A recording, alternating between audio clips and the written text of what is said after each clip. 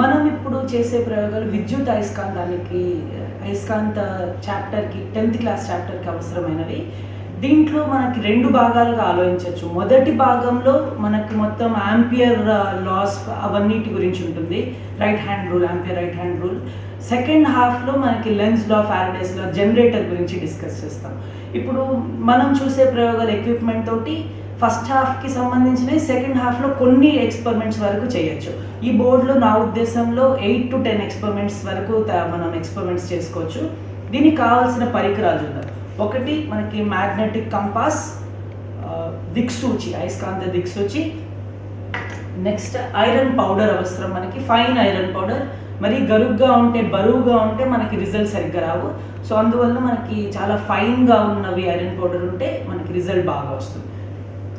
ఈ పౌడర్ బేసిక్గా SD company and 100 mesh, కొంచెం కాస్ట్లీ, కాకపోతే మనకి రిజల్ట్స్ చాలా క్లియర్గా ఉంటాయి. నెక్స్ట్ దాని తర్వాత మనకి అవసరమైనది ఎలిమినేటర్, బ్యాటరీ ఎలిమినేటర్. మనం ఆల్రెడీ ఓమ్స్ లా కోసం ఈ ఎలిమినేటర్ వాడాము. ఈ ఎలిమినేటర్లో మనం సెలెక్ట్ చేసుకోవాల్సిన ఆప్షన్ అన్నిటికంటే హైయెస్ట్, మ్యాక్సిమం వోల్టేజ్, ఎక్కువ వోల్టేజ్ ఉంటే, అంటే ఎక్కువ పవర్ సప్లై ఉంటే మనకి రిజల్ట్స్ ఇంకా బాగా వస్తాయి. సో హైయెస్ట్ 12కి సెలెక్ట్ చేశారు. కానీ కొన్ని మల్టీమీటర్స్లో ప్రాబ్లం ఏంటంటే ఈ లాస్ట్ది డమ్మీ పెడతారు. డమ్మీ అంటే పవర్ సప్లై ఉండదు. దాన్ని చూపించడానికి మీరు ఈ 2 పాజిటివ్ నెగిటివ్ టెర్మినల్స్ కనెక్ట్ చేస్తే మనకి బల్బ్ బాగా గ్లో అవుతుందంటే అది డమ్మీ. అలా కాకుండా ఒకటి తగ్గించినప్పుడు బల్బ్ గ్లో అవట్లేదు, కానీ విడతీసినప్పుడు బల్బ్ గ్లో అవుతుంది. అంటే ఇప్పుడు ఏమవుతుందంటే కరెంట్ సప్లై మొత్తం ఎల్ఈడికి వెళ్తుంది, కానీ టచ్ చేసినప్పుడు ఈ వైర్లకి వెళ్తుంది కాబట్టి బల్బ్ గ్లో అవ్వట్లేదు. సో ఇది ఒక జాగ్రత్తగా చూడాలి. మీరు లాస్ట్ది సెలెక్ట్ చేస్తే బల్బ్ గ్లో అవుతుంది ఇలా కనెక్ట్ చేసినట్టు, అది డమ్మీ అనేసి. సో ఒకటి తగ్గించేసి మీరు పెడితే అది యాక్చువల్ 12 volts అన్నట్లు. సో మీరు ఈ విధంగా మూవ్ చేసే కొద్దీ మీకు అర్థమవుతుంది అది పని చేస్తుందా లేదా అనేది. సో ఈ పర్టికులర్ ఆప్షన్లో ఇది వదిలేస్తున్నాను ప్రస్తుతానికి. నెక్స్ట్ మనము కావాల్సిన ఎలక్ట్రోమాగ్నెటిక్ బోర్డ్. ఈ ఎలక్ట్రోమాగ్నెటిక్ బోర్డ్కి మీకు ఆల్రెడీ స్పేస్ నిలిచింది. 4 PVC pipes, 4 bolts and 4 nuts ఉంటాయి. ఈ 4 nuts వీటితోటి ఫస్ట్ ఇది కన్స్ట్రక్ట్ చేసుకుందాం. ఆల్రెడీ మీకు చాలా సింపుల్ కన్స్ట్రక్షన్. ఈ బాటమ్ ప్లేట్ ఒకటి ఉంది అండ్ టాప్ కాయిల్స్ ప్లేట్ ఉంది. ఫస్ట్ ఈ బాటమ్ ప్లేట్కి మనము ఈ లాంగ్ బోల్ట్స్ని ప్లేస్ చేసుకొని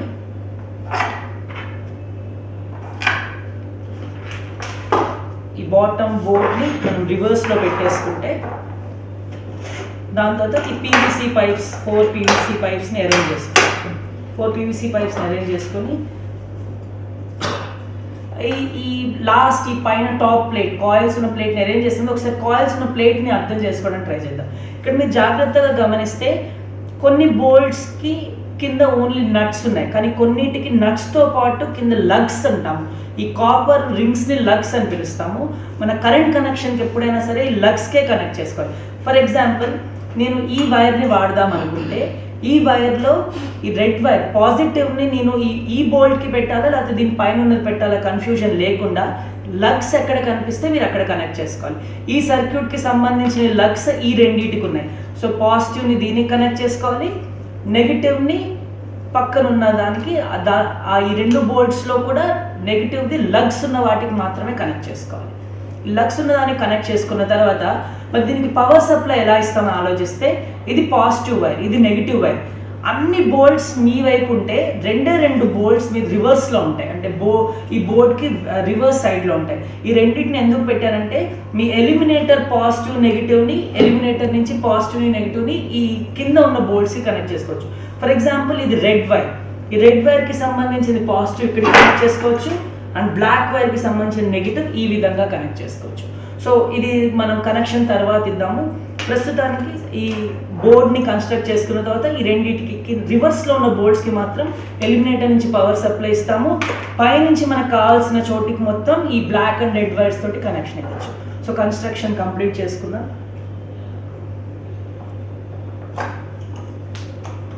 ఈ బోల్ట్స్లోకి ఈ హోల్స్ వెళ్ళేటట్లు ఫిక్స్ చేసుకున్న తర్వాత నట్స్ తోటి ఫైనల్ ఫిక్సింగ్ చేయొచ్చు.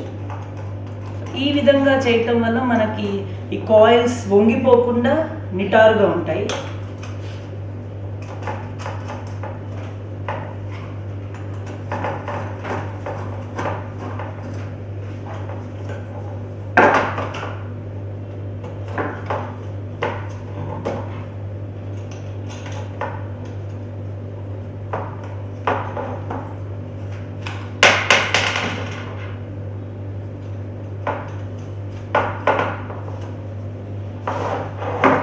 ఆల్రెడీ మనం ఇక్కడ మళ్ళీ ఒకసారి అబ్జర్వ్ చేయండి. ఫస్ట్ ఎలిమినేటర్ కనెక్షన్స్ ఇద్దాం. ఎలిమినేటర్ ఈ 2 వైర్స్ ఎక్కడున్నాయో దానికి సంబంధించిన బోల్ట్స్ రివర్స్లో ఉంటాయి. సో ఎలిమినేటర్ పాజిటివ్ని ఈ బోల్ట్ రెడ్ వైర్ ఉన్న బోల్ట్కి కనెక్ట్ చేస్తున్నాను, అండ్ ఎలిమినేటర్ నెగిటివ్ బ్లాక్ వైర్ని ఈ బ్లాక్ వైర్ ఉన్న బోల్ట్కి సంబంధించిన చోట కనెక్ట్ చేస్తున్నాను. సో అలా పెట్టిన తర్వాత మీరు ఈ రెండింటిని కనెక్ట్ చేస్తే అక్కడ బల్బ్ గ్లో అవ్వట్లేదు అంటే దాని అర్థం పవర్ సప్లై బాగానే మనకు కావాల్సిన వైర్స్ వరకు తీసుకెళ్ళచ్చు. సో ఫస్ట్ మనం ఏం చేద్దాం అంటే అన్నిట్లో ఉన్న వాటిట్లో ఈ 2 40 కాయిల్స్ ఉన్నాయి. ఈ 40లో తక్కువ డయామీటర్ ఇది ఎక్కువ డయామీటర్ది. సో ఎక్కువ డయామీటర్ వైపు మనం కనెక్ట్ చేద్దాం. సో మీరు జాగ్రత్తగా అబ్జర్వ్ చేస్తే పాజిటివ్ రెడ్ వైర్ని నేను ఇటువైపు కనెక్ట్ చేస్తున్నాను. ఈ 2 బోల్ట్స్లో పైదానికి, ఎందుకంటే దానికి దగ్గరే ఈ లగ్ పెట్టాను, కాపర్ రింగ్. అలానే నెగిటివ్ని దీనికి కనెక్ట్ చేశాను. అలా చేయగానే ఇక్కడ బల్బు వెలగట్లేదంటే పవర్ సప్లై కాపర్ తీగలోకి వెళ్ళింది. అది ఎలా నిరూపించవచ్చు? ఆయిస్టెడ్ ఎక్స్పెరిమెంట్లో అంటాం. ఈ దిక్సూచి మామూలుగా దూరంగా ఉన్నప్పుడు భూమి ఉత్తర దక్షిణ ధృవాలను చూపిస్తుంది, కానీ అదే దిక్సూచిని మనం కరెంట్ పాస్ అవుతున్న వైర్ దగ్గరికి తీసుకురాగానే దిక్సూచి దిశలు మారిపోతాయి. సో మీరు క్లియర్గా అబ్జర్వ్ చేయొచ్చు. బయట ఉన్నప్పుడు ఒక దిశలో ఉన్న దిక్సూచి దగ్గరికి తీసుకురాగానే దిశ మారిపోయింది. సో అదే మనము ఈ పాజిటివ్ నెగిటివ్ని మార్చేస్తే దిక్సూచి దిశ కూడా మారిపోతుంది. దిక్సూచి దిశ కరెంట్ దిశతోటి ఆధారపడి ఉంటుందని నిరూపించడానికి మీరు ఆ ప్రయత్నం చేయొచ్చు.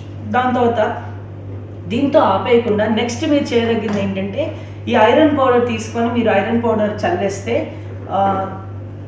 కొద్దిగా మాత్రమే, మరీ ఎక్కువ చల్లకుండా కొంచెం హైట్ నుంచి చల్లాలి. హైట్ నుంచి చల్లిన తర్వాత యూనిఫామ్గా ఉండటం ముఖ్యం.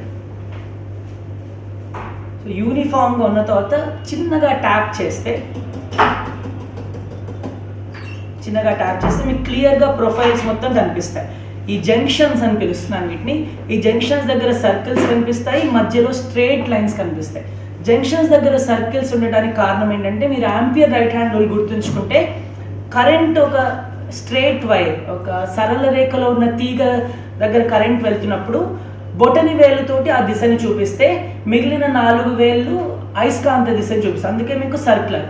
సో ఫర్ ఎగ్జాంపుల్ ఇక్కడ పాజిటివ్ కాబట్టి కరెంట్ ఈ విధంగా వెళ్ళి బోర్డులోకి నిటారుగా వెళ్తుంది. సో అయస్కాంత దిశ కూడా మీకు గుండ్రంగా కనిపిస్తుంది. ఇక్కడ కరెంట్ బోర్డుకి లంబంగా, కరెంట్ ఇక్కడ బోర్డ్కి లంబంగా బయటికి వెళ్తుంది కాబట్టి అక్కడ కూడా మీకు అయస్కాంత దిశ గుండ్రంగా కనిపిస్తుంది. సో ఆంపియర్ రైట్ హ్యాండ్ రూల్ని మీరు అక్కడ అలా చూడొచ్చు. మధ్యలో స్ట్రేట్ లైన్స్ ఎందుకు ఉంటాయంటే కరెంట్ ఒక వలయంలో, ఒక సర్క్యులర్ కాయిల్లో తిరుగుతున్నప్పుడు మనం 4 వేలని ఆ దిశలో చూపిస్తే బొటన వేలు అయస్కాంత దిశని చూపిస్తుంది. సో కరెంట్ ఉన్న దిశలో మీరు 4 వేలు తిప్పేస్తే బొటన వేలు దిశలో మీకు అయస్కాంతం. అదే మీకు దిక్సూచిని కూడా ఈ విధంగా ప్లేస్ చేయగానే మీకు నా బొటన వేలు ఎటు చూపించిందో ఇక్కడ కూడా నార్త్ పోల్ అలానే చూపించేసింది, ఉత్తర దిశ. సో ఈ విధంగా మీరు వీటి గురించి సాలినాయిడ్ కాకుండా మిగిలిన straight wire and circular coil గురించి ఆలోచించవచ్చు. నెక్స్ట్ మనము మిగిలిన కాయిల్స్ కూడా అదే విధంగా సేమ్ ఎక్స్పెరిమెంట్ మిగిలిన కాయిల్స్కి కూడా అదే విధంగా చేయొచ్చు. మిగిలిన కాయిల్స్ ఇక్కడ ఉన్న 4 రకాల కాయిల్స్ ప్రొవైడ్ చేశాను. ఈ 2 కాయిల్స్కి same number of loops 40 loops, కానీ దీనికి మధ్యలో ఉన్న ఏరియా ఎక్కువ, దీనికి ఏరియా తక్కువ. రెండింటికి తేడా ఏంటంటే రెండింటికి ఏరియా సేమ్, కాకపోతే ఇక్కడ 10 లూప్స్ ఉన్నాయి, ఇక్కడ 40 లూప్స్ ఉన్నాయి. సో ఈ మొత్తం తోటి మీరు ఇన్వెస్టిగేట్ చేయవలసింది ఏంటంటే ఏరియా పెరిగితే ఈ రెండింటిని చూస్తే ఏరియా వేరే ఉంది. ఏరియా పెరిగినా తగ్గినా అయస్కాంత శక్తి ఎలా ఉంటుంది, అలానే కాయిల్స్ పెరిగినా తగ్గినా అయస్కాంత శక్తి ఎలా ఉంటుంది అనేది మీరు ఆలోచించవచ్చు. అండ్ నెక్స్ట్ లాస్ట్ వన్ ఇప్పుడు మనం చేయబోయేది సాలినాయిడ్. సో సాలినాయిడ్ చేసే ముందు నేను అయస్కాంతంతో మిగిలిన పౌడర్ని మొత్తం తీసేస్తున్నాను. సో సాలినాయిడ్ ప్రత్యేకత ఏంటంటే అది ఒక దండ అయస్కాంతం లాగానే బిహేవ్ చేస్తుంది. దానికోసం మనం మళ్ళీ ఒక ఎండ్కి రెడ్ వైర్ ఆ లగ్ ఉన్న చోట, ఇంకోవైపు బ్లాక్ వైర్, అది కూడా లగ్స్ ఎక్కడున్నాయో అక్కడ ఉన్న చోట పెట్టేస్తే చిన్న స్పార్క్స్ వస్తే దానికి కంగారు పడక్కర్లేదు. ఎలిమినేటర్ నుంచి వచ్చే పవర్ సప్లై చాలా తక్కువ. ఇది మెయింటైన్ చేస్తూ స్లోగా ట్యాప్ చేసినప్పుడు మీకు ఒక బార్ మ్యాగ్నెట్లో ఎలా ఉంటుందో అదేవిధంగా దండ అయస్కాంతంలో ఒక ఎండ్ ఉత్తర ధ్రువం ఉంటుంది, ఇంకొక వైపు దక్షిణ ధ్రువం ఉంటుంది. ఉత్తర ధ్రువం నుంచి దక్షిణ ధ్రువానికి మీకు అయస్కాంత బలరేఖలు కనిపిస్తాయి. అయస్కాంతం లోపల దక్షిణ నుండి ఉత్తరం, బయట మాత్రం ఉత్తర ధ్రువం నుంచి దక్షిణ ధ్రువం. సో ఆ సర్క్యులర్ లూప్స్ అన్ని మీకు ఇక్కడ ఈ ప్రొఫైల్లో చూడొచ్చు. సో ఈ ప్రయోగంలో మీరు సర్క్యులర్ కాయిల్, ఈ జంక్షన్స్ దగ్గర స్ట్రెయిట్ వైర్ అండ్ సోలినాయిడ్, ఈ మూడింటిని మీరు గమనించవచ్చు. ఈ ప్రయోగంలో బలరేఖలు ఏ విధంగా ఏర్పడతాయి, అలానే దేంట్లో శక్తి ఎక్కువ ఉంటుంది, తక్కువ కాయిల్స్ ఉంటే అయస్కాంత శక్తి ఎక్కువ ఉంటుందా, ఎక్కువ కాయిల్స్ ఉంటే అయస్కాంత శక్తి ఉంటుంది, ఇలాంటివన్నీ ప్రయోగాలు ఈ ప్రయోగం ద్వారా చేసుకోవచ్చు. ఈ పరికరం తోటి మీకు కనీసం ఒక 8 నుండి 10 ప్రయోగాల వరకు కంప్లీట్ చేసుకోవచ్చు. సో నెక్స్ట్ ఇదే ఎక్విప్మెంట్ తోటి మనము లెన్స్ లా, ఫారడేస్ లా కూడా చూద్దాం. Thank you.